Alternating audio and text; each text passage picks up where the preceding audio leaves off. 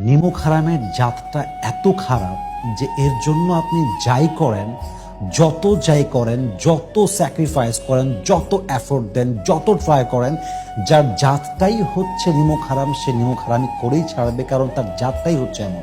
একটা মানুষের জাত বড় ইম্পর্ট্যান্ট।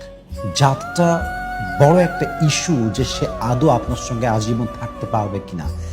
গরু ঘাস খেয়ে দুধ দেয়, আবার সাপ দুধ খেয়ে বিষ দেয়। পার্থক্যটা হচ্ছে জাস্ট জাতের।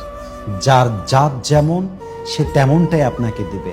যে বিশ্বাসঘাতক তাকে আপনি যতই ভালোবাসেন সে বিশ্বাসঘাতকতা করবেই। যার জাত হচ্ছে বেইমানি আর নিমক হারামি দিয়ে ভরা, if you sacrifice a lot for him or her, he will definitely break your trust.